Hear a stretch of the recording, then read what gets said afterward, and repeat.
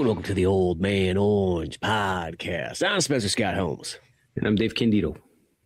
We're coming at you with the Clint Eastwood classic, Every Which Way But Loose from 1978. It's the movie that you don't think about it nowadays, but back in the day when he took this role, people are like, what are you doing? You know, people know you as the cowboy guy and Dirty Harry. Like, you can't be going into some kind of goofy Southern comedy thing or whatnot. Like, who are you, Burt Reynolds? Yeah, it kind of reminded me of a Burt Reynolds film a little bit. I haven't seen very many of them, but interesting flick.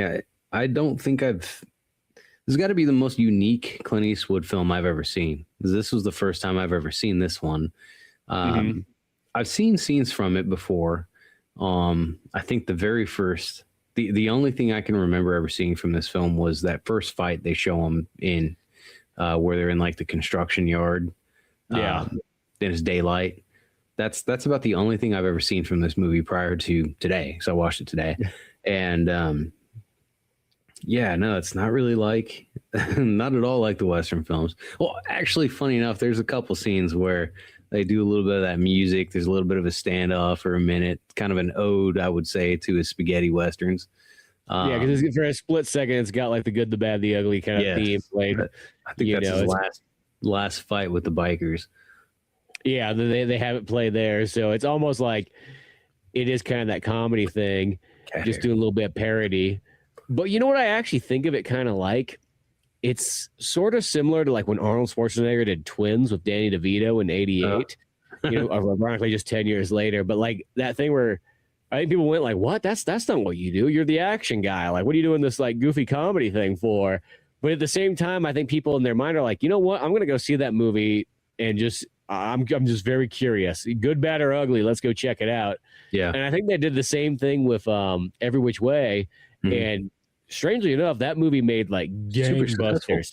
Yeah, successful. They say that it's literally like in the top 250 movies ever made.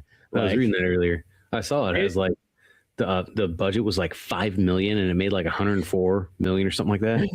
Yeah, you got to think about that it made 104, and that doesn't include VHS and DVD and all the sales it made later on. So it's probably made like 300 million by the time it's all said and done. That's crazy.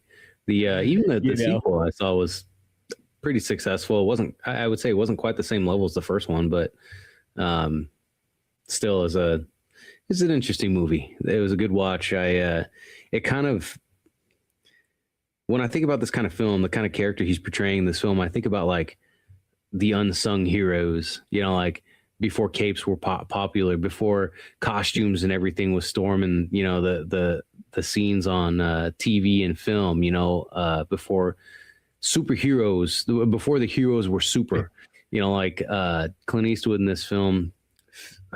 The heck was his name? Philo? Philo, yeah. Yeah, Philo. Kind of, he's almost like the American Mick Dundee. It's that thing where like there used to be that blue collar kind of hero thing that you don't see. Exactly. And there's this blockade that exists from maybe give or take like mid 70s to early 80s, where they had this really like heavy emphasis on like kind of like Southern pride, but like in all the nice ways. It's the ways that Dukes of Hazzard is. Burt Reynolds has it with like Gator, White Lightning, and Smokey and the Bandit, and then of course Clint Eastwood has these movies, and there's a few other ones that are like this too. And strangely, it kind of peters out like 82 or 83. Like people are like, oh, okay, that's enough of that Southernness. Let's go back to something pride, else. Just American pride, just like I said, blue collar pride, like nothing to prove, and yet they still keep proving it. It's like Clint Eastwood in this film, he's, it's funny enough, they don't really show much of his occupation. I guess he's a truck driver. Some kind. And like, aside from that, he just beats people up. Not like goes up to him and just beats him up, but I mean like he fights. He bare knuckle boxes. He does underground UFC matches pretty much before there was ever any like title fights or any of that kind of stuff. And it also makes me think like obviously people were working out back then, but the idea it puts in my head is that this is how people got strong, not by going to the gym. It was by working and just fighting. And punching. Russell Crowe fighting around the world. Exactly. And it's funny too, because Clint Eastwood was one of the original guys to go out to a gym, but he was also one of those actors like at that time period where it was like a don't ask, don't tell type thing, where like you weren't supposed to say you went to the gym. You just like you were just naturally tough and strong. You know, yeah.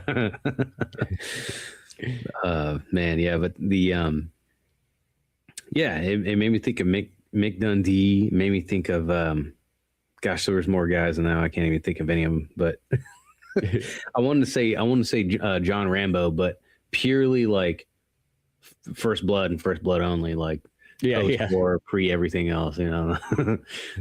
Just regular dudes that are just, you know, looking for something to eat. And well, you know what's the other interesting thing too is I know I was tossing around the word like Southern for like the vibe that's kind of getting and everything like that, but this one, like, they're generally in Los Angeles area, and it's like one of those ones you don't think about it, but like you look at the 70s Los Angeles, it's amazing kind of how rural a lot of that area looks.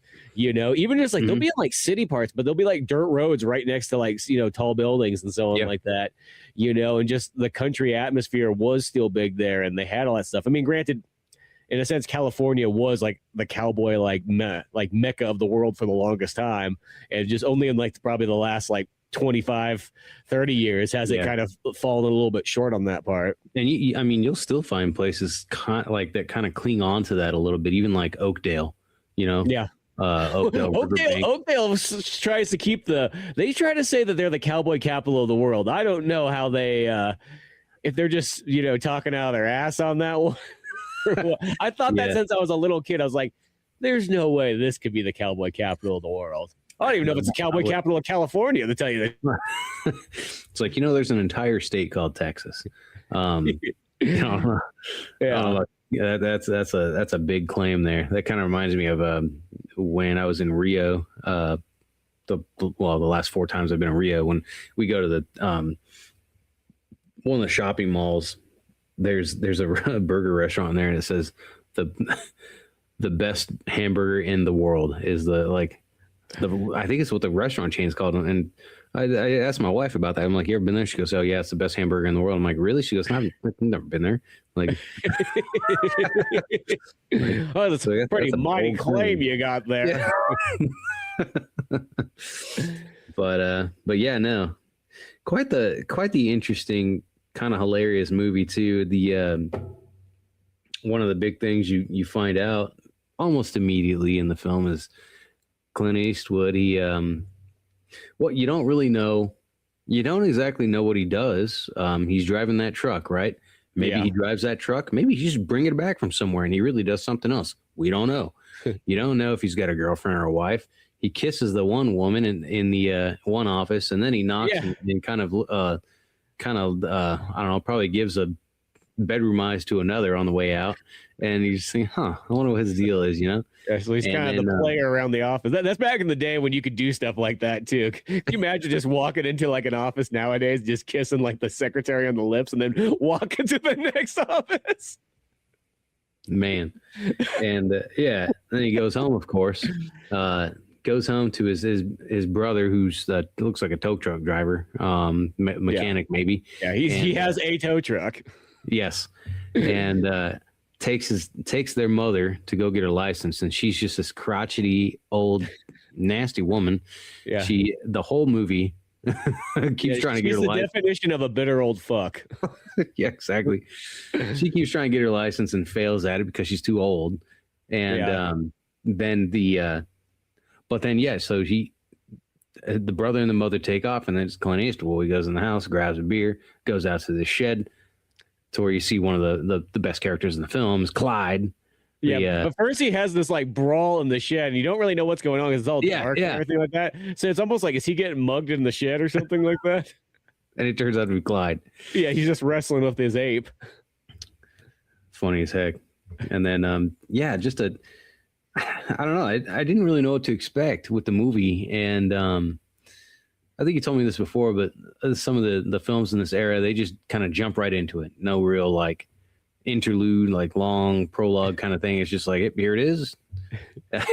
Yeah, come along for the ride. I can appreciate, because sometimes you get in these movies, it's like, look, man, I just want to know what's going on in this movie and where's it's going. I don't need to know, about what all of the family's done for the last 15 years to lead up to the plot, And luckily, when you get like an anime that's got like this hard exposition for the first 10 minutes where like a character's talking at like light speed, you're like, whoa, pump the brakes there. Yeah. Yep. But Clint Eastwood, Philo, he's about what I would expect him to be in this film. Call me crazy, but I feel like this would be a very good prequel to almost like a secret prequel to Gran Torino.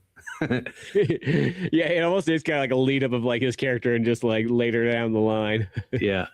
I don't know why. I was just like, yeah, this is both in California, well, Gran Torino's technically in isn't it over in like Detroit area or whatnot?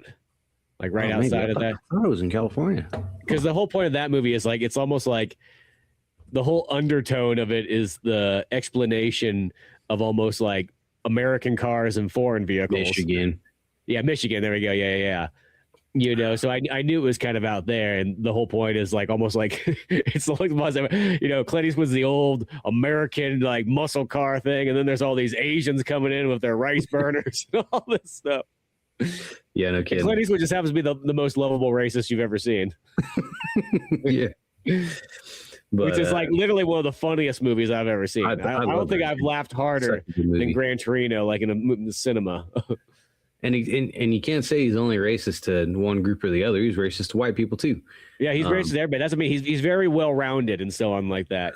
And I think also too is like if you're a real big Clint Eastwood fan, and then you just see that movie and you see all like the Clint Eastwood isms in a sense, like just like the very beginning when he's standing up there at like his like. I think they're there at the funeral or whatnot, and you just see him and he looks over at like the granddaughter and just the way she's dressed, and his face is just like. You don't need to know anymore. That's just enough there. Yep, that's hilarious. Gosh, he. What I like is how nonchalantly like fun he is in this film. And he's right away he seemed like probably a womanizer, but it's 70s. That's when it's in the 70s. It's like I almost feel like it's a different time period. Oh yeah, exactly. Well, where I'm going is it almost seems like it's no big deal. It's just another Tuesday, whatever. But then of course he goes to this the local honky tonk kind of place, with his brother, and in Hollywood. yeah, exactly. Yeah. Hilarious scene where, they see a couple women at this table near the stage where there's a band playing. They go down and start talking to him. And yeah, it might have been slightly invasive, but at the same time, he's pretty polite, to be honest. Yeah, he's very nice about it. Yeah, very polite and just like, hi, I'm like, nowadays I'm at the bar all the time. Not because I'm always drinking, but because my wife's a bartender. So, I see a lot of interactions. I hear a lot of interactions, and it's very rare that the interaction starts with, from what I've seen lately, is a dude starting with, hi, my name is, so-and-so. No, it's usually just a comment, a remark, and half the time is rude. And somehow it still works out for him, which is beyond me. But Philo in this film goes up, hi, I'm Philo. What brings you around here? I've never seen you here before. Do you mind if I sit here? And she's just like super stuck up and like just kind of being rude to him, and he's just like, who are you mad at? Like then she I think she says, I'm not mad at anybody, and asks him for a light, and he doesn't have one because he doesn't smoke. So she goes to get a light. Well, he takes a pair of dentures or a pair of teeth that he got from his brother and puts it in her soup. And first and foremost, she goes on this whole rant where she's talking about she's like, well, I'm here doing a USC report, and then she explains like all this stuff like off like bop bop bop bop bop bop bop bop bop, and Clint Eastwood goes, well, that just killed 5 minutes of conversation. It's just like she just could care less. She's just like literally one of those people like, I'm trying to understand what this country music's all about. Yep. Yeah, I love his deadpan, humor that he always has, and sure enough, it's in the film.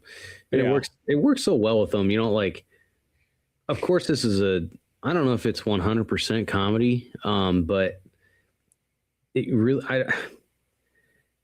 it just goes to show you how, there's a lot of actors out there that are known for one thing, but they're not a one-trick pony. And I think Clint Eastwood could have done a lot of movies that were just straight up comedies, and I think he would have done really well. Yeah, and he's got a few of them in like this early '80s kind of era. He's got a bit where he does, there's one called like Pink Cadillac. He's got where he does like some really interesting, different kinds of acting. He's even plays a clown at one point. There's the musical Paint Your Wagon, which I actually haven't seen. You're gonna come and paint your wagon. I just remember seeing parts of it back in the day. I'm not a very big fan of musicals, so that's nor am I. Watching it. But it does have Clint Eastwood and it has Lee Marvin in it as well too. So okay, that's another one I wouldn't expect, but yeah, well, once in a blue moon, Clint Eastwood does those kind of like, okay, I didn't expect to see that, yeah, but yeah, so that he scares that woman away with the teeth, and and then he watches this lady come on stage. She sings. My wife and I both thought the song was kind of weird. Yeah, well, Sandra Locke's kind of strange, and she's not. There's a period for about 5 or 6 years where like Clint Eastwood was like on and off dating her, so she appears like in all his movies around this time period. So you can kind of tell that. I always look at her and I go, she's like one of those people who probably could have never gotten a job in Hollywood except for the fact that she was dating Clint Eastwood kind of thing. She's just kind of like, she's kind of odd, just a little off. She's not bad. I'm not going to say anything like that. She's not like one of those ones where it's like, boy, she's clearly the producer's like daughter or something like that. It's not like that, but it's still kind of like, I'm going to say this. There's another character that comes up later in this movie. You have Beverly D'Angelo, who's probably one of like the best actresses you could possibly have, who feels like she should be the leading role even in this movie. Like instead, she's just the side character. Echo, right? Echo, yeah. And she's from all the, the Vegas Vacation and National Lampoon's Vacation movies. And I was wondering, I'm like, where have I seen her? Of course, that's Clark's wife.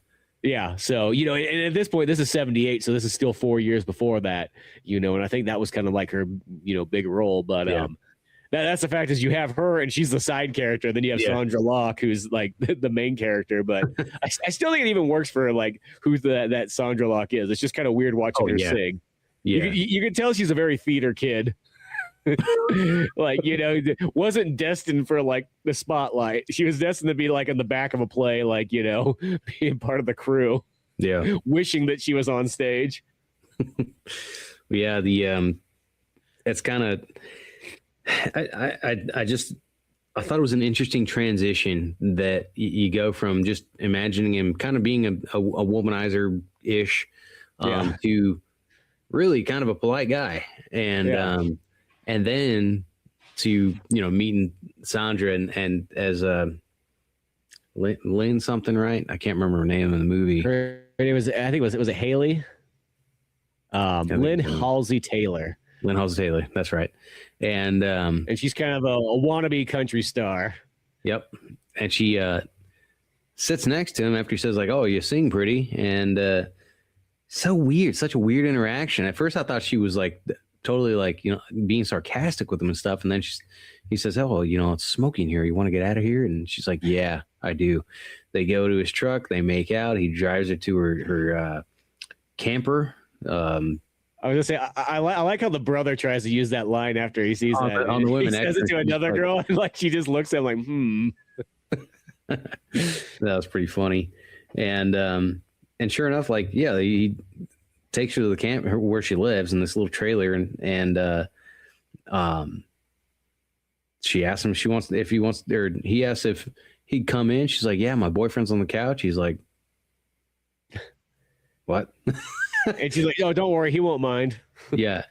And they hang out for days and fooling around, hanging out and having a great time. And then her supposed boyfriend, like catches him at night and blasts him with a shotgun, and or at least tries to and misses. And he's like, "What the hell?" And he goes wanting to beat him up, and she's like, "No, don't, don't stop, And then not too long after that, she kind of skips town. But there's a few things that happened before that. Yeah, because the whole thing is she kind of like tells the tale to Clint Eastwood's character, and she goes, "Hey, Philo, here's the thing: is like, I just want to. If I get this amount of money here, I can start up my own club in Colorado." It's just like, and my boyfriend, he kind of holds on to my money. He doesn't really let me know how much I have, And so Clint's like, "Oh, that kind of sucks. Like, that's not the way to do it." And then there's a kind of another section of the story where there's these like Nazi biker guys, which we see a lot of these in these old movies like this, which once again, I feel like it's this weird rebel thing of like the 60s and 70s to put a swastika on your thing. But there's these goofy guys that at first, it's like the world's worst biker gang. The worst biker gang ever. Like, like I think Willem Dafoe's biker gang was somehow a better biker gang. Oh, by far. Yeah. And then but there's a part where Clint Eastwood's in like the truck with Clyde the ape, the orangutan, and of course these bikers start shit with them. They go, "Oh look, there's a goddamn monkey in the truck." "Oh, which one are you talking about, him or him?" Of course Clyde's flipping them off and everything like that. And then I love how Clint Eastwood just like these guys take off on the motorcycle, and Clint Eastwood's in like a pickup, like an old Chevy or GMC or something like that. And he literally decides, like, "Oh, I'm just gonna chase these bikers down," like just ripping they flicked a cigarette in the Clyde's face. Yeah, fucking asshole. I was like, man, I'd have done the same thing. I'd have turned my truck around and followed him too. Chases him throughout the whole town, through a car wash. Yeah, that was hilarious. And then they start running away towards a train, and then like there's a point where Clyde for some reason pulls the keys out. It just reminds me like the only way that like they're trying to make a why are we going to do this, and then they jump into a street sweeper or whatever and start chasing after these guys on foot. This part's kind of goofy, but I go with it. And then next thing you know, Clyde's left in the controls and he's driving it. There's so much. And I love because there's a shot where like it's behind and it shows the street sweeper driving up the side there. And you can totally tell it's just some dude like in a monkey outfit driving it. There's so much stuff that happens in this movie with like no repercussions. It's hilarious. Yeah, just stealing, because literally Clint Eastwood it's like it says like street county of Los Angeles like utilities district around the side. Clint Eastwood just Grand Theft Autos this thing from this guy with his ape and then just goes on patrol. So funny. And the bikers, they dumped their bikes right because the road was super slick because the street sweeper just cleaned it. And they're all soaked from the car wash because they decided that I'm on a motorcycle. Going through a car wash seems like the logical choice. Yeah, and then at the clinic, they're like, "Oh, he'll never find us in here." It's like, well, he was right behind them, so of course he knows they're in there. But then there's a car or so that's after them, and Clint Eastwood goes in there and just like rams the car out of the way. It's like, what I kept thinking is it was like. He's almost like a nice Coffin Joe in this movie. Yeah, kind of is. Like if Coffin Joe wasn't really a bad guy, but he still like didn't care about what people thought or would do because nobody could beat him up, right? No. In this movie, nobody can beat up Clint Eastwood. No, and, he's literally the best. Yeah, and he's this guy that they keep comparing him to. A few different people have compared him to Tank something. I can't remember his name. This guy comes up all the time. Some boxer in Colorado. Yeah, what the hell? Why does it not show his name on here? Oh, Tank Murdoch. Tank Murdoch. and so these bikers, right? He chases them and almost catches them, but they jump on a train. And I'm wondering, like, where are they going? Like what? They don't know where this train's going. I guess they'll jump off when it's time or who knows. And then of course they leave their bikes. We don't know if Clint Eastwood had taken those bikes maybe. But later on, like a few scenes later, he was wanting to introduce, what's her name? The singer. Sandra Locke. Lynn Halsey Taylor. Yeah. He wanted to introduce Lynn to Clyde because she'd already met, stinking the brother was Orville, yeah. And but he didn't get to before she took a hike. And so then he they go out to dinner, and lo and behold, a couple of other bikers come up, showing them their tattoos. You know what this means? And he's like, I believe that's a tattoo, or something like that. And I like at first he's like, an arm? He's like, no, man, no, come on. I always felt like you couldn't even went even deeper of that. Like, I don't know. Is that like a birth defect? Like, what's going on here? Yeah, no, that was and this great. one dude has like the worst haircut ever. It's like he's got that poor. There's that 70s man thing where it's like you felt like everybody had long hair, so you better hold on to whatever hair you have, even if you have no hair coming left. He's just got like the long sides, and they're just like streaked across the top of his skull. Funny. I thought the other guy with the bandana, I almost thought he looked like a weird like Iggy Pop or something. Yeah, he looks like a weird Native American Iggy Pop in a Nazi biker gang. And then I was sure, I don't know though, but I was sure the Jim Croce was in the film too. Oh, when they're at the meat locker, that guy sure looks like Jim Croce. Jim Croce, I think, is actually dead by this point, to tell you the truth. Oh, yeah, because he dies pretty early on. I want to say he dies like 75, 76. Yeah, but the dude sure looks like. I thought the same thing too when I watched. Like, there's evil Jim Croce over there. What I was getting to is Clint Eastwood. Like, so he beats these bikers up too at the diner and so on like that. They buy a beer and they're trying to give it to Sandra Locke's character and whatnot. And I like how Clint Eastwood takes the beer and he like sips it and he kind of does like the, and they're like, oh, and so they come on over and that's where they get like all furious with him. He's like, well, thanks for giving me that beer. That's mighty generous of you guys. They're like kind of making these soft threats, and Clint Eastwood's like, no, I'll thank these guys properly outside, stands up and just towers over the guy that's in his face. Beats the crap out of him. And then see, this is where I wasn't sure if those the two motorcycles that he stole are theirs or the ones from before.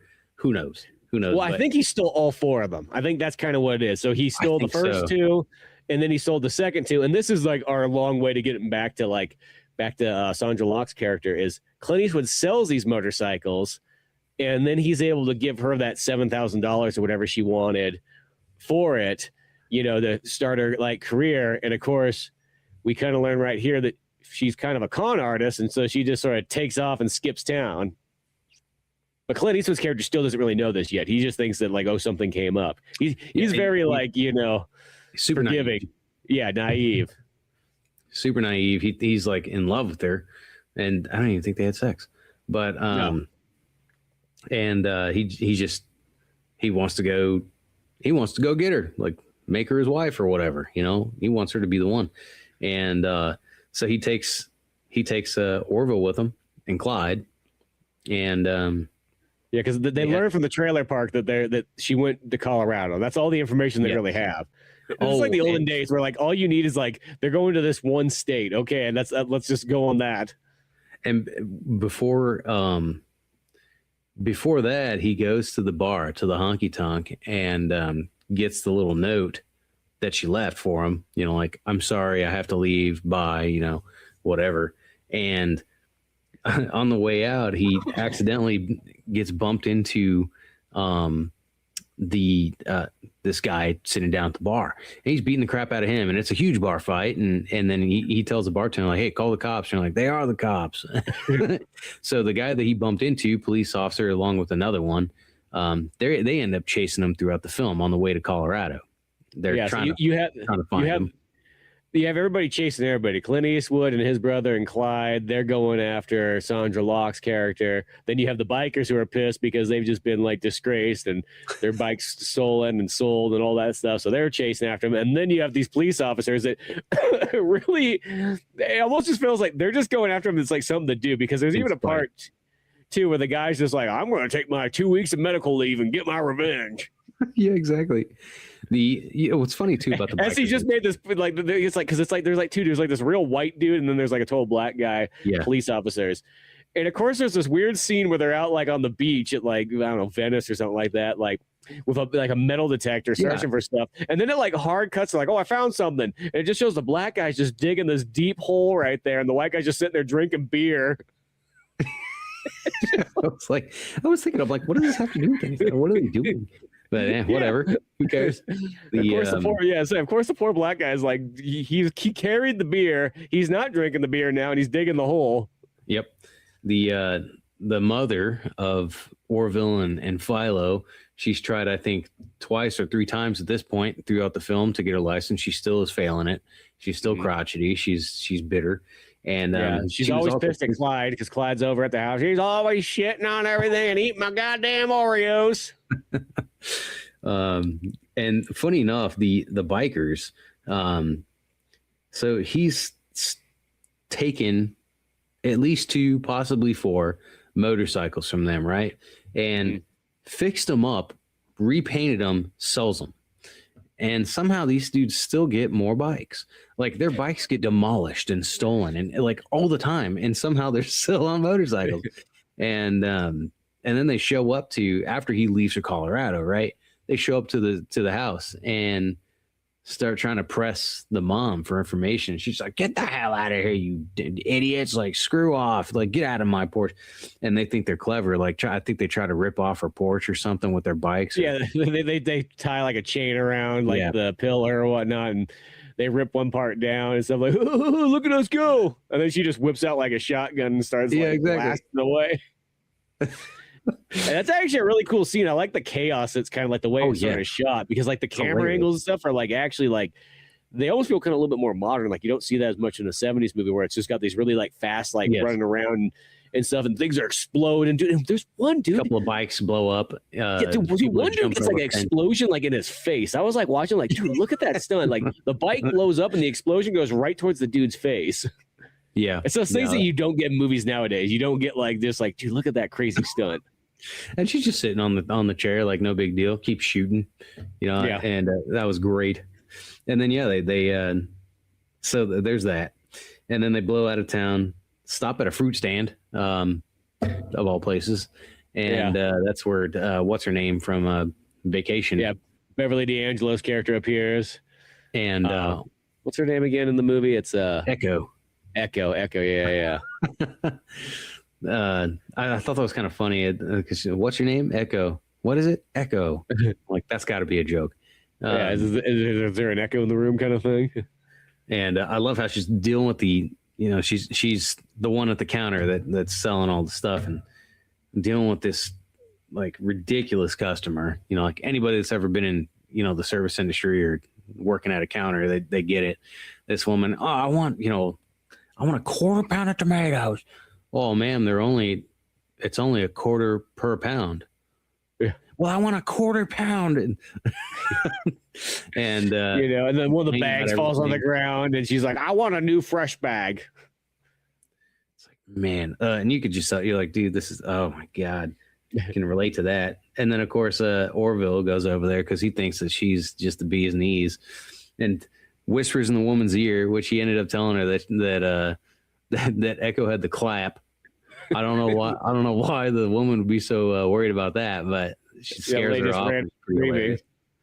And one of my favorite parts is that Orville goes by, he talks to Beverly D'Angelo and just kind of says, hey, you from around here? And just does kind of the goofy talk. Because, he's got this hat on sideways and things like that. And he's just like, hey. He's such a caricature of like I don't know if I necessarily want to call him a redneck. I guess just your average blue collar dude that's doing bullshit work. Like he's just your classic blue collar guy, kind of Gomer Pyle-ish, but maybe not that extreme. Yeah, for sure. And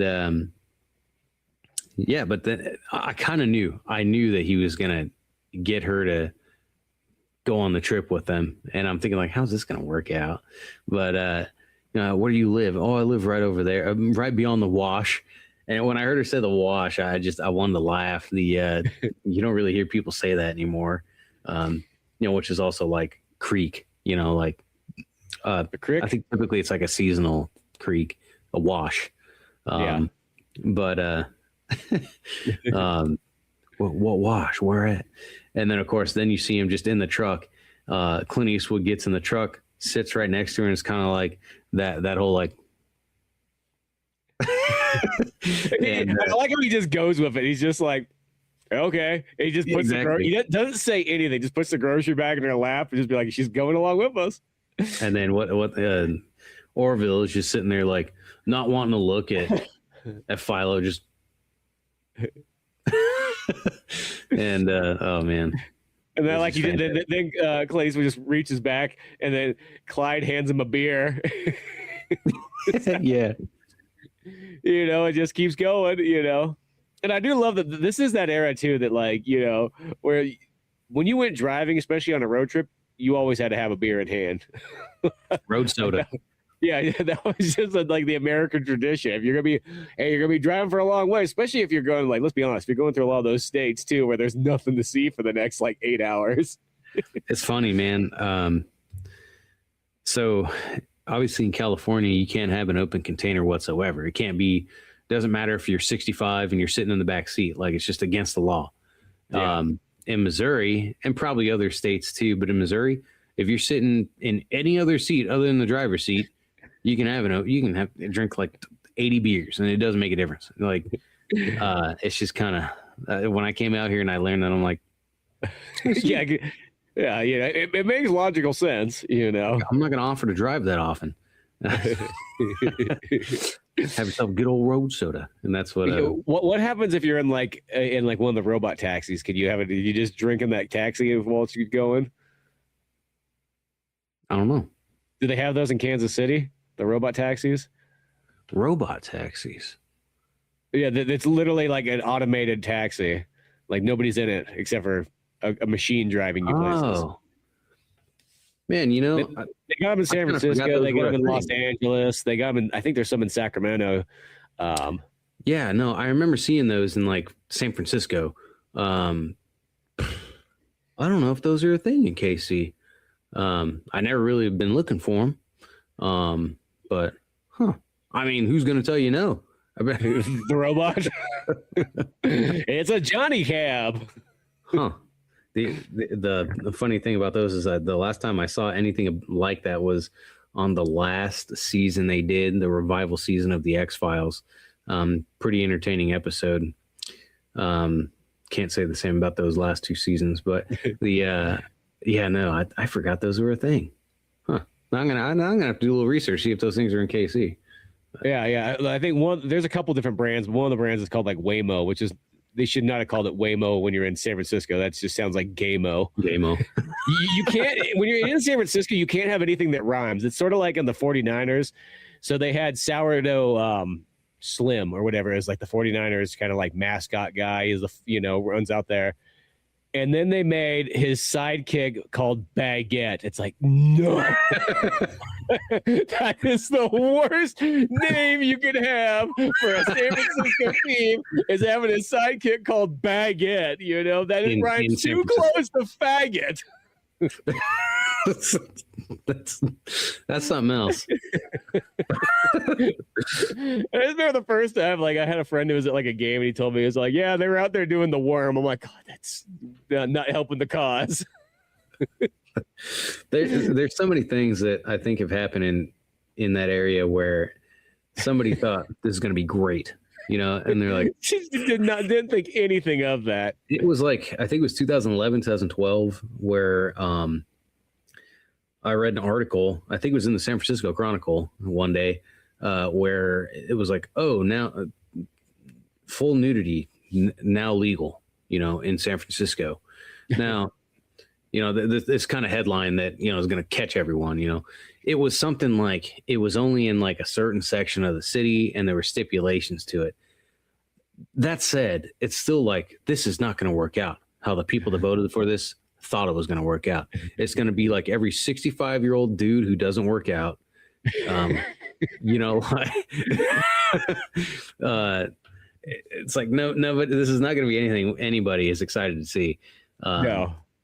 But I think that ended up going away. I don't know though for sure, and I really don't care. But yeah, it's best when nobody sees that, because whoever got excited for that is not the people you want to see. Baguette, close your eyes. And your butthole. But anyway. That's one of the old Philo. old Philo. Drinking a road beer, drinking a road soda. Yeah, he ain't doing no harm. He he makes his way up to Colorado. And here's another thing, man. They stop by a couple places. I think they stop in Albuquerque for a bit. There's a couple of little minor places. Santa Fe. Yeah, they do for like camp. Camp for a night. Yeah, they kind of camp at like a KOA, which I love the way they're kind of the old school way of kind of going out and camping, because like Philo's just got this truck, like an old GMC type thing, and he's just got a camper on it, but the camper has nothing in it. It's just literally a camper it's just closed so you can put stuff in there, and they just got their sleeping bags and like that's it. You're just out there on the dirt and everything like that, like oh yeah, out fishing and everything. It looks great. Reminds me of Boy Scouts. The what was it? That's how she meets. That's how Echo meets Clyde too. Goes to I think she asked like, where does a lady go around there? Orville's like, just pick a spot. Pick a bush. And she's going behind the truck, and there's Clyde, and which makes you think like, what was she doing going in the truck? Like what? But I guess she was going behind the truck. It was probably what I'm assuming. Maybe so. She gets all freaked out and runs back, gets a gun out of her purse, and of course, it works out goes over like a lead balloon. And Clint Eastwood's like, "Hey, you're gonna scare him." She's like, "Scare him?" But it's like, it's kind of funny, right? Because you're like, who Clyde is. The viewer knows who Clyde is, but I guess this girl wouldn't expect a freaking orangutan to be in the back of this truck. I'm just kind of surprised they've been driving for this long and they haven't Clyde, he just been asleep in the back? Exactly right. He's just drinking beer. Yeah. There is they do talk about why he even has Clyde. He tells Lynn earlier in the film, like, I got Clyde from I fought for him.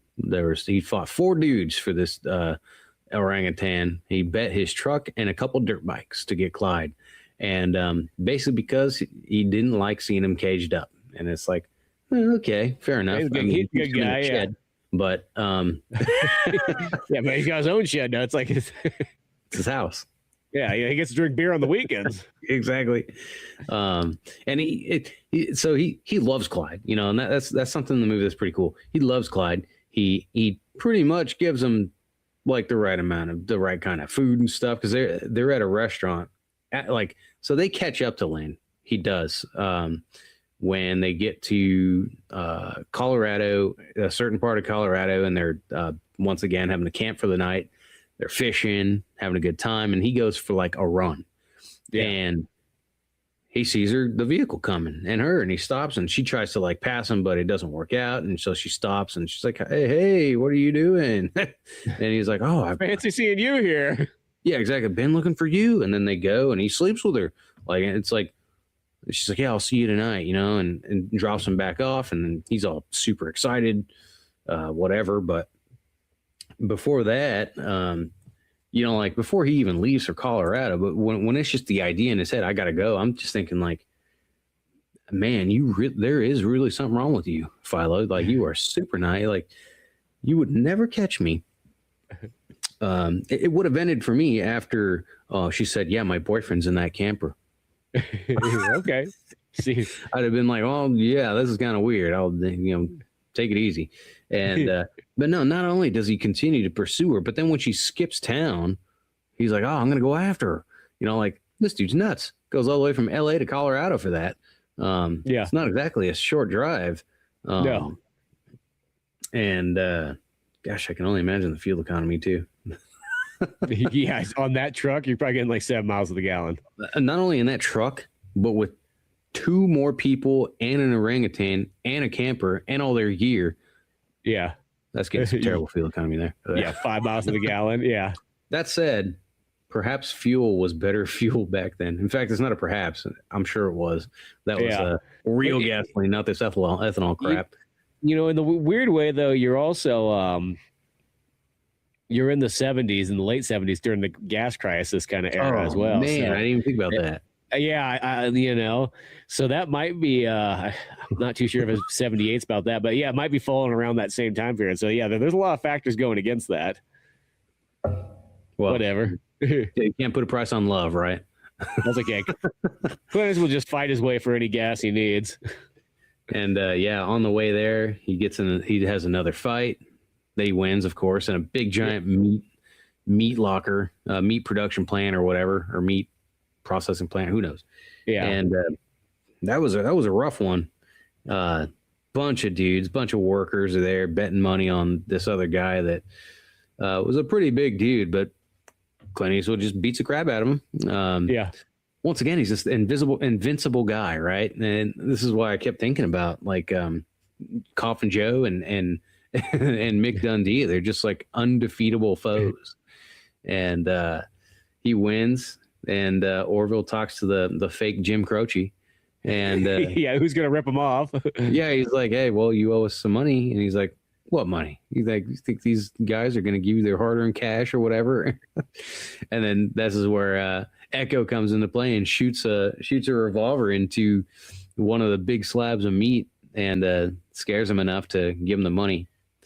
Funny enough, maybe this was a legitimate thing during the time, but I feel like if that would have happened these days, she would have had about 40 guns drawn on her, and they just said like, no, get out of here or we'll kill you, or we'll just kill you. It's almost like back then, there was a definite honor amongst thieves, hey, okay, we tried to, swindle you, but you know what? You do have a gun, a single gun. So this only got 4 rounds in it left now before you have to reload. Exactly. Back when, people could just be people, not full of crap, even though the guy was kind of a jerk. But sometimes I also think of these older movies too. It's like they kind of just have things going, and they're not thinking so deeply, like into being like, well, what if all these guys have, somebody in there's probably got guns. I mean, you're doing an illegal fight, so you probably got a bunch of other things, and it's also the 70s, so it's probably much more common for someone just to be carrying a gun because you didn't need as much of a permit, and whatever state they're in now. Well, yeah, I mean, it wasn't very long ago, because this film takes place post Dirty Harry, right? Yeah. Wonder what, because there's 5 different Harry films. Well, Dirty Harry 1's like 71. Okay. Magnum Force. So this is probably during Dirty Harry 3 would be about, give or take. Sudden Impact, I think, is the third one. Sudden Impact. Yeah. 1983. Okay. Okay, never mind then. Yeah. Because I know, like, the last Dirty Harry's like 88. It's got Guns N' Roses in it. I think I'm missing one. So it's Dirty Harry, Magnum Force, Sudden Impact, Dead Zone. Deadpool's the last one, and then I'm trying to blank on what the. Maybe there's only 4. No, there's 5. I'm trying to blank on what the other one is. Yeah, you'd have to look. The Enforcer, 1976. There we go. Okay, that's the third one then. Yeah. Okay. Yeah, I've watched them all. I love those films. They're so good. The Deadpool. Love Jim Carrey's character, and that's so silly. Yeah, with the Welcome to the Jungle plane. Wow. Anyway, yeah, so we were coming off of 3 different Dirty Harry films, right? But that's, like we were saying, it's such a different, it's totally different vibe, this movie, than the Harry films. No, I will say that there is a lot of comedy also in Dirty Harry's and in like the Western ones too. There's a lot of stuff. I mean, I don't know if that, like, I might call them kind of Clint Eastwood isms, where like if you really like Clint Eastwood a lot, you find it funny. Maybe not the average audience member finds it funny. Yeah, because there's always stuff he does in movies where I bust up laughing, like especially he's got his deadpan humor, just his mannerisms. It's like the outlaw Josie Wales. There's literally this dog that's always following him around the whole time, and he's always spitting tobacco on its face. Yeah. Or I even think in Dirty Harry 1, there's the part where he's ordering a hot dog and he's eating on the side of the street, and there's a bank robbery, and he's like, he just turns around, still like munching this hot dog, boom, boom, boom, until the car blows up. That is hilarious. That is hilarious. It's so like nonchalant, like yeah, no, that's pretty great. But so I feel it's kind of the same way of Arnold too, where like once again, if people thought they're like, oh, like he's not as funny in his own movies, I'm like, dude, did you not see Commando? Like, what are you talking about? Like, it makes total sense why he could do twins. Oh man, dude, yeah. I said it before when we did Commando. That's pretty much my favorite Arnold film, and it's because it's like the best like meld of what Arnold does in movies. Yeah. It's everything Arnold is described in that movie. Yes. And I mean, gosh, dude, I'm sure there are, like, obviously the dude is like insanely jacked in Conan and Terminator and stuff, but Commando, I don't know what it is. He just seems like this ultimate warrior. He's carrying that log in at the very beginning over his shoulder. Oh man. But yeah, so yeah, we've gotten to the point, where he gets to Colorado. He meets up with the girl again. She kind of gives him another line of, "Oh, I'll catch you later," and before that, he's at the lake, right? Again, Orville and Echo are in a canoe. They're fishing, whatever, because he wakes him up all happy because he found land and they screwed. And he shows him some fish. And I'm like, those are just like 3 like basic fish, like they were nothing special. But I was like, oh man, like I gotta get in on that, and gets his pole and they're fishing for the day. And of course those 2 cops show up and grab a couple shotguns, and even the black cop's like, what do we got the scatterguns for? And he's like, because I don't want to miss, and well, because there's a scene that shows earlier where the 2 cops are like, they pulled over like the side of the road there and they're blasting off with their handguns and whatnot, and it's like they can't seem to hit a target to save their life. No. And finally eventually they get one, and then they get like a double shot on one, like, oh, see, we still got it. It's pretty hilarious. That actually reminded me of I don't know if you've ever seen or know about the little like shooting range that's right there on Parrots Ferry Road, right by the bridge. Yeah, I know that one. Yeah. That's what that made me think of. Like, I've never been on that range. My buddy has. My friend who used to be a sheriff, but he said it's just a normal outdoor range, whatever. But I just imagine that being just some crappy range where these dudes are just trying to learn how to use their guns and stuff, because that's pretty funny. My buddy said this kind of reinforced a little bit to me too, but I've known for a while, I've known some police officers that really had no clue, like when it came to being proficient with their firearms, right? And that's totally these cops. It's pretty funny. And so sure enough, they try to ambush Philo, and he's standing out in the water fishing, and he's got a decent sized fish, and the guy comes up to him, holds him at gunpoint, and Clint Eastwood. Oh, I like how he's like, oh, dirty hippie. Because Clint Eastwood's guy, he's out there with his cowboy hat on and no shirt on, standing in the water with slacks and cowboy boots. Yeah. And he's just like, he holds him at gunpoint, and he's like, who are you, and why are you doing this to me, or whatever the hell? And he's like, shut up, and starts to basically lay into him. But then he notices that, Philo's got this great catch, and he gets all excited for him. He's like, oh, yeah, get that guy. You got a whopper there. Yeah, come on. And then he gets he gets all impatient. He's like, oh, let me get that, and he takes the pole from him, and he's got the shotgun in his arm, and Philo is just standing like, and then just like he gets the fish, and he's like, yeah, look at that, and then slaps him with it. I love how Philo grabs the fish, smacks the dude across the face, and then like gets him out of there. That takes that dude down, knocks him out, and then ambushes the black cop, and that was freaking hilarious. Like such a weird scene, like really, like, because it's Philo's doing some crazy outlandish stuff in this film, but nothing is like wacky as jumping out of the tree branch onto the black cop and like almost beating his chest and doing the Tarzan roar. Yeah, and then put his arms up like kind of how Clyde does. Clyde's always doing like the Final Fantasy victory dance. Exactly. I'm like, okay. And I think Orville knew that it was him too. I mean, who else would it be than the guy with the orangutan?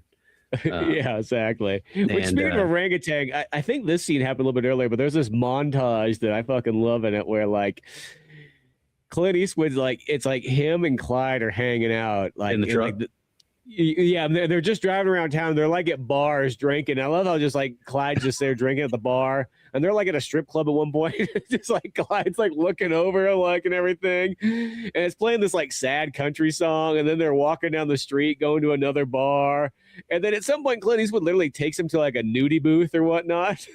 And they like walk inside. They don't show in there, but you see all these like kind of like whatever adult bookstore, all this stuff, nudie booths, things like that, and then he goes in there, and then they come back out, and then of course Clint Eastwood comes back to the hotel that they're staying at, and he tells his brother, he's like, it's just not fair. He's like, what he's like, Clyde, you know, like I got somebody, you got somebody, you know, like, but Clyde, he's got nobody. We got to go get him laid tonight. Yeah. Find a zoo and take him in there and sneak him in. That was pretty dang funny. I just love the montage with the sad country song. Is going bar hopping, going to the adult bookstores. I bet the person that signed off on the film, looking at the script, is like, like, what happened to you, Clint? You're like, what? Are you sure? And but yeah, I love too. Once again, we're talking about had a movie with a monkey in it. Once again, we're talking about him just doing all kinds of stuff and like no repercussions. Right? He knocks out 2 cops, slaps one of them with a fish, jumps on top of the other one, and roars like Tarzan. And they are off duty, I guess, but I don't know if that means much. They're off duty. They're way out of county. That's true. And then he pushes their truck into the lake. Oh, and apparently he's super strong in this movie too. The in the beginning of the film, when he's working on one of the cars, he just lifts it up and asks Orville to slide something underneath the leaf spring. I guess a jack stand or whatever. So yeah, this is back in the day where you don't even use a jack stand; you just use blocks. Yeah. Because I think there's that other scene too where Clyde picks up the car when Orville's underneath. It's like, oh shit, like because I just think about that too. Like back then, it's like, yeah, you didn't really even have like a nice jack system to like lift the car up. You just put it up on some wooden blocks, some of the cinder blocks or something like that. Like, yeah, hope that holds. And then of course, about this time they go to this. I think it's like a Mexican food restaurant, and expecting Lynn to show up, and she doesn't. So they're kind of bummed about it. Clint Eastwood was definitely bummed about it.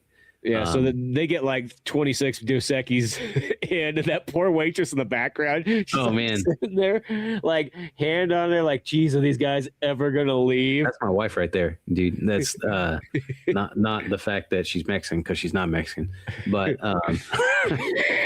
but all the time at the bar, dude, like she'll just be like, dude, like there's one customer in there that's like has been drinking the same beer for like 2 hours. And she's like, I got nowhere else to go. Like, I'm not even getting paid right now. And then like maybe they'll tip, $2. Oh so boy. Yeah.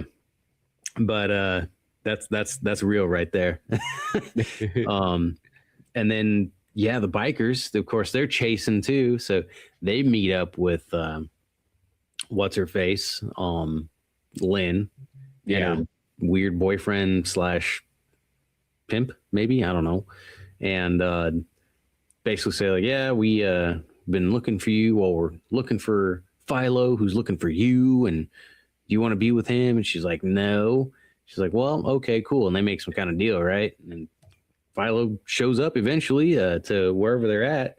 Well, it looks like kind of a cool town. I think it's called Georgetown in like Colorado. Georgetown, yeah. Like I was almost kind of interested in going there. I was like, that sounds kind of badass. And I looked it up, and it's like sounds like its population's only like 1,200. still or something like that. So it's like I can't imagine it's grown that much. So I wonder if it still kind of has that old timey look like it does in this movie already. Sounds like the perfect population to me. Yeah, I like that number, you know. That's like Arnold when I was a teenager. The recorded population was like 4,000 people, but a lot of those people weren't full-time residents. So I would guess maybe there was like 3,000, maybe a little bit more. So 1,200 people. That sounds perfect. That's like 20. The sign says like 2,600, but it's probably about half that. Yeah. But so he rolls up in Georgetown. He sees her vehicle. He goes walking up to her, and sure enough, she just blows right past him. Like, forget him. You'd think he'd take a hint right there. And sure enough, who does he run into? You already know, because you see all the motorcycles, the bikers, and of course they think they're going to take him out. But being the superhero that he is, he fights them all. And some of them, they have some chains and they have whatever. I think that the boss has his little weird Nazi whip, his Rob Halford whip. And apparently one of those bikers in there is Gene LaBelle. Huh. Like, I don't know which one he is exactly. I just saw that like in the Wikipedia thing, and I was like, what? Like, now I almost need to watch the movie again so I can see whether he is. But he's apparently one of them in there. I'm assuming it's more like I don't think he's one of the character actors. He must just be one of the fighter kind of guys. But I can't really remember what Gene LaBelle looks like in the 70s. Man, I can't think of which one he is either. But I think that's actually kind of badass that he's in there. Harry Guardino is another one of them. Oh no, he's just something else. But interesting. Jeremy Kronsberg, the screenwriter, is also one of the bikers. Huh. Yeah, so you get a few of the extra ones in there too. But maybe there's just a couple scenes in there just for some of the fight scenes with Clint Eastwood. But he beats them all up. And meanwhile that he's beating them up, Orville takes this not dump truck, a garbage truck. Yeah. with the fork on the attachment on the front, and just scoops up all the bikes and loading it up. And he's so excited driving. He's like, oh man, look at that machinery. Exactly.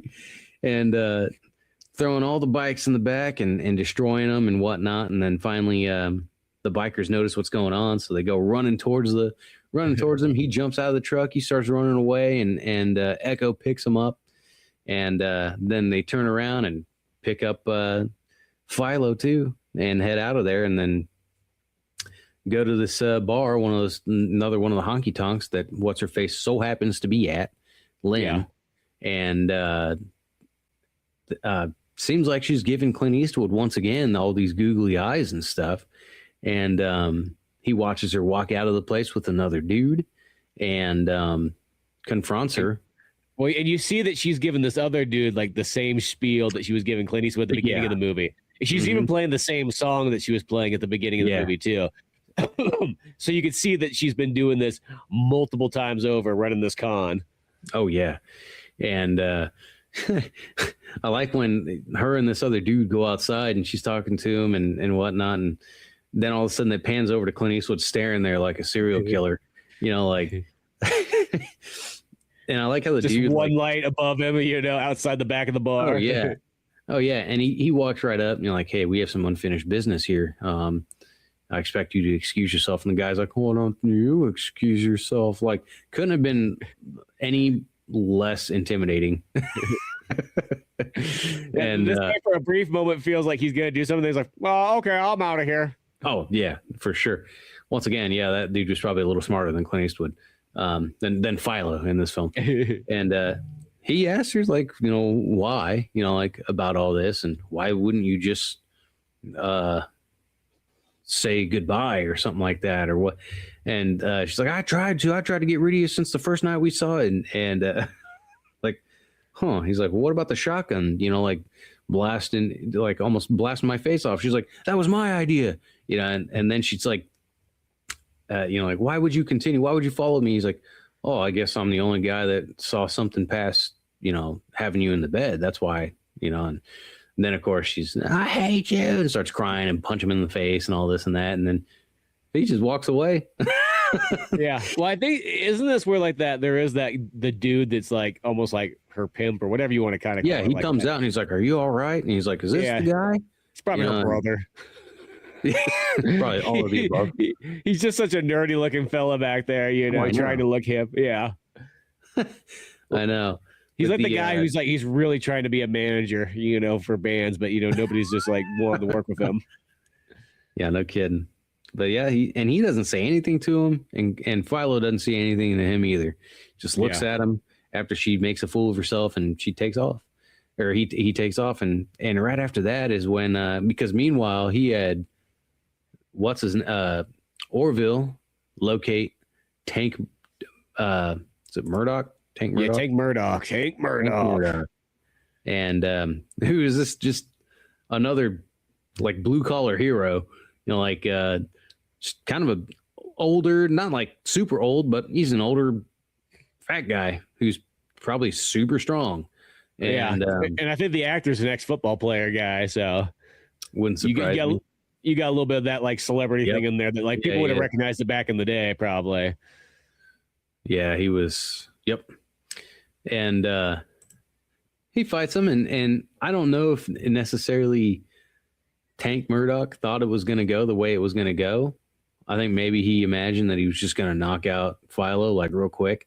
But once again, and I kind of wondered myself, I'm like, man, maybe he's going to lose this fight because he just like had his world shattered. You know, but I don't know. But of course, some of those nonchalant deadpan lines he gives him, you know, like, oh, it seems like you got punched in the face already. Like, you sure you can fight? He's like, I'm not gonna be hitting you with my face, you know. and yeah, Philo, you know, lays the smackdown on Tank Murdoch and like beats the absolute crap out of him. Like his eyes like swollen shut. He's super red and purple on his face. He's like clearly lost the fight. And I like what happened here, and you could kind of tell it's going to happen, right? Because the crowd, like, they start going like, "Oh, Tank Murdoch, he's beating the crap out of him. What a loser! Tank Murdoch's washed out. He sucks," you know. And it keeps flashing back to Philo, you know, and he's just kind of like, like you can tell he's starting to kind of feel bad, you know, and he could have won. He could have chose well. I think the idea that Philo's got is I won this fight, but it's like he doesn't want to like just cause this guy to lose whatever respect is there for him still. So like at the last he wants to keep that legend alive in a sense for this. Yeah, guy. exactly. So he just kind of takes the fall. Tank Abbott like punches him in the face, and he just goes with it, lands on the floor, and it's basically like, I lose. Yeah. And he kind of winks at Tank, and he's kind of like, oh, no, thank you. And that was it. But yeah, in the beginning of the fight, you know, he's like, oh, I hear you've been looking for me. He's like, oh, you're the best. And I want a shot at you. But it's like, yeah, that whole idea of leaving that legend alive. And, you know, that's another thing. You're not going to see that anymore. No. But it's kind of interesting, yeah, that he goes with it that way to kind of keep it going like that. That makes me think of the I don't know if you were following it at all, that Ronda Rousey Gina Carano fight. Did that happen already? Yeah, it was 2 days ago. Oh, did Gina Carano win at least? Ronda Rousey won. The fight was 15 seconds. Wow, that was a short one there. I'm just not a big Ronda Rousey fan, so I was kind of hoping that Gina Carano was going to win. I kind of was hoping so too. I mean, I was thinking that 100% she was going to win. But then again, I kept thinking when I think of Gina Carano, I think about her in the first season of The Mandalorian, and she's just this jacked freaking like warrior. Her character's really good on that. In this fight, man, she weighed like 140 pounds. And the downfall is like, I know if a lot of those UFC ones is they got to get their weights like literally like in 5 pounds of each other, which is kind of impractical for real fighting in a sense. You know what I mean? Because I hate to sort of say it, like a bigger character is not going to be able to, you know. So it's obviously like Gina Carano's she should have a hard handicap for the fact that she has to go down really far to Ronda Rousey's like, you know, featherweight, you know, weight. Yeah, but yeah, Ronda Rousey speared her. What's her name? Carano put her in some kind of hold, but then let go of it to, I don't even know, do what. And then basically, I think Ronda Rousey put her in an armbar right after that, and poof, that was it. That was it, guys. If people paid for that pay-per-view, I bet you they were disappointed. Oh, man. Yeah. But see, that's at least the upside of WWE is you always get your money's worth. I have been watching all kinds of the WWE vault lately. That's the best stuff. Man, the whole, I don't know what it is. The Attitude Era for me is just, there's so much good stuff. You could never go wrong with it. Like everything in the Attitude Era is just fun. It's so unhinged. Everything. Yeah. My wife had never seen the Undertaker Mankind Hell in a Cell where he throws him off the top, and we watched like 2 interviews of after that. Yeah. It is something else. But well, sometimes that's one of my favorite parts of wrestling is I like almost like the documentaries and stuff almost even more than like everything else. Well, we watched one where Mick Foley had Undertaker like on his own podcast or something like that, and he was saying like the Undertaker is talking about, yeah, after I threw him off of that, like I had like an out of body experience. Like I'm we probably thought he just killed the guy. Yeah, he's like, I'm just thinking, all right, Mick, come on and get up. Like, and then throughout the whole fight, like it just kept like one more thing after another. The where he's back on top of the Mick Foley climbs back on top of the cell, and Undertaker choke slams him. He's like, neither of them thought that it was immediately going to cave and he was going to fall right down on the floor, and then the chair is going to follow him and smack him in the head. Yeah.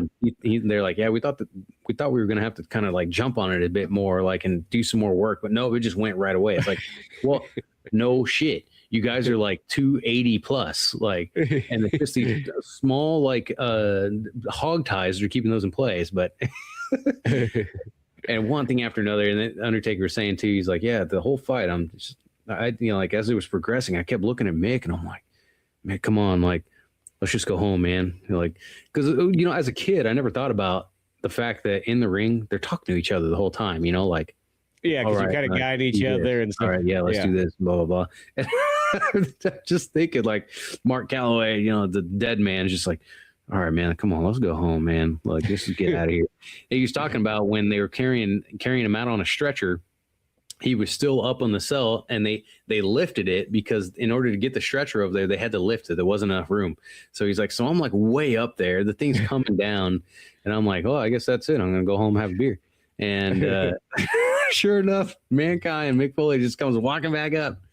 And then the whole fight, the Undertaker has a broken foot. Oh, yeah. And but anyway.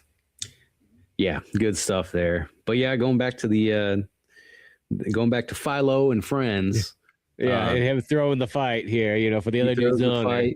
Throws the fight with Tank Murdoch to give him his legacy, and basically gets back with Orville and Echo and Clyde, and they make their way back home. And on the way, you get to see the defeated and the disgraced ragtag world's worst biker gang, all in this old car that's towing one of their bikes, the trike.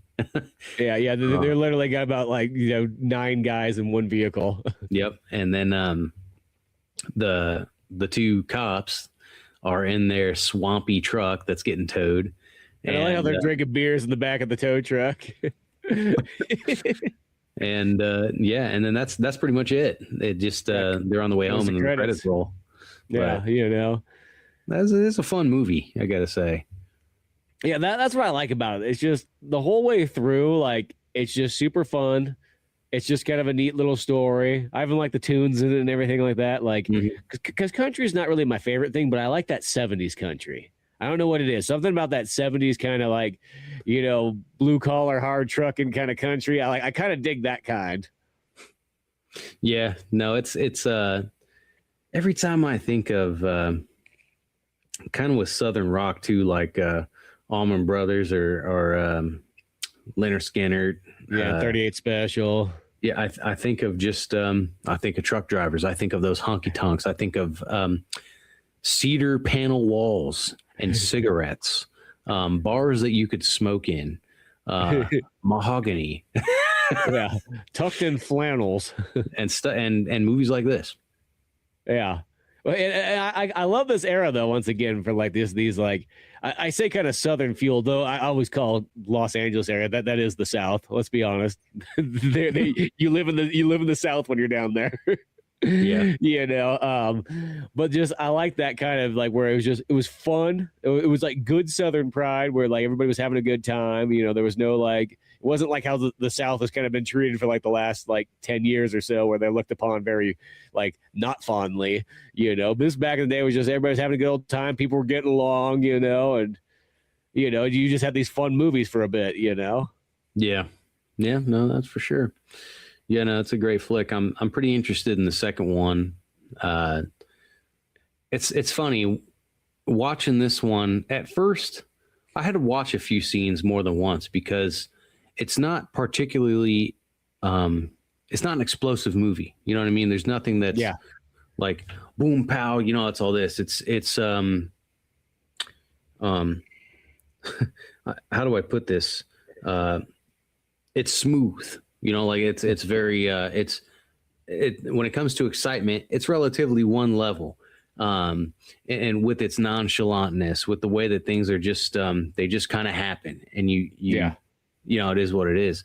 But after, you know, like rewatching a few scenes and talking about it, of course, it's you see like, oh man, that's actually pretty hilarious, or that's pretty fun. That's good. That's a classic. And even didn't even talk about it actually. In the very beginning of the movie, right after Clint Eastwood like leaves work, I guess, before he even goes home, he stops at a bar and has like a beer and then heads home. And grabs a bunch of peanuts, and it makes the dude infuriated. He takes this dude's peanuts, which, you know, I kind of understand. I would kind of be like, hey, who the fuck are you, man? Like, these are my peanuts, you know, like, why are you my peanuts?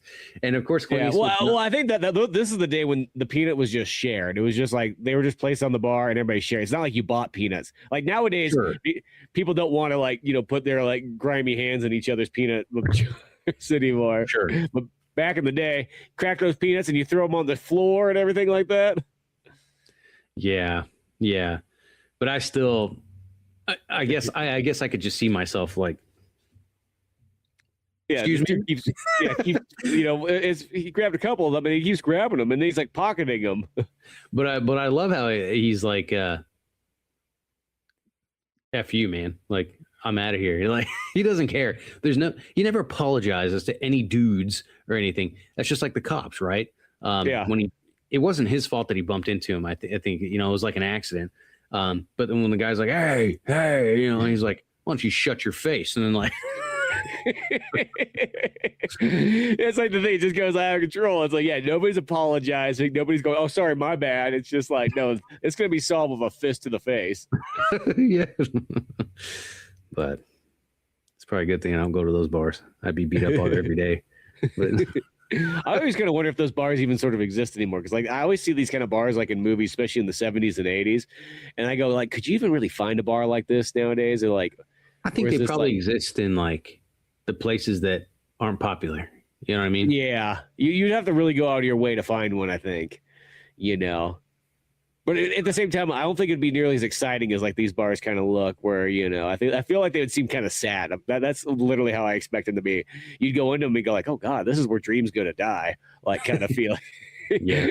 You know? But yeah, it's old Philo and every which way but loose is, I guess, where it turned me. Yeah.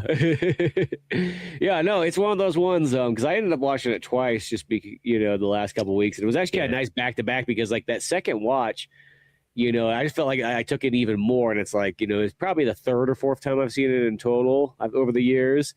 And sometimes there's something nice about when you watch a movie like kind of like once and then watch it again just a handful of days later, because then you get that like, oh, then you're really dialed in because you took all the stuff you learned from the end, and then you kind of place it through the whole rest of the movie, and you're catching all these little things you might have missed. But no, I think it's a great movie. I think it's just super fun. And it's like if anybody likes Smokey and the Bandit, this one kind of goes nicely with that. So yeah, I'm kind of excited to watch the second one because I've only seen that one once. So it'll be fun to watch that one again and see what that one's all about, and of course I don't think it has Sandra Locke in it. Maybe it's like I can't remember or if she isn't, maybe she isn't. I can't. Once again, I really don't remember. Just there's a different Clyde. It's not the same orangutan playing him because he. Well, then I'm not even watching it. Well, it's that weird. It's that one too, where like an ape can only act for like a couple of years, and then like they're too old to do it. And then they're like, nope, and then they get dangerous. It does have Sandra Locke any which way you can. Okay, so she's back in it again too, because they're still together. Because there's quite a, as I said, there's like a good like 5 or 6 Clint Eastwood movies that she's in, like pretty much from like let's say 76 to like 83 or something like that. Yeah, she's in it. Orville's back in it. That's cool. So yeah, there's quite a bit of people in. Yeah, by that point she probably is. Getting kind of famous there and so on, but yeah, so those people are all kind of back, and yeah, that's it. Oh yeah, because I forgot she's in Outlaw Josie Wales as well too. I know she was in The Gauntlet. Yeah, Any Which Way You Can. Yeah, so she's in a few things. Jesus, nowadays she just looks like super old. But yeah, I think she's in one of the Clint Eastwood Dirty Harrys and so on. Yeah, I actually completely forgot about The Gauntlet. That's a pretty good movie too. I like that one. It's got like a great movie poster as well. Yeah, I was just looking at it. It looks pretty badass. Yeah, she's in Bronco Billy. Yeah, she's in like there's a copious amount of movies she's in with Clint Eastwood at that point. And then it's almost like she literally like after that, like she's only like in a couple other movies, and then it's like that's it for her thing. She does do some directing and other things, but she died a few years ago. Yeah. Unlike Clint Eastwood's going the distance. Man, yeah, no kidding. Yeah. So but yeah, more Clint Eastwood good times, but yeah, beyond all that, check out more Old Man Orange podcast, movie reviews, game reviews, comic books, all that good fun stuff at YouTube and Spotify. Till then, I'm Spencer Scott Holmes. I'm Dave Candito. And we'll see you some other time.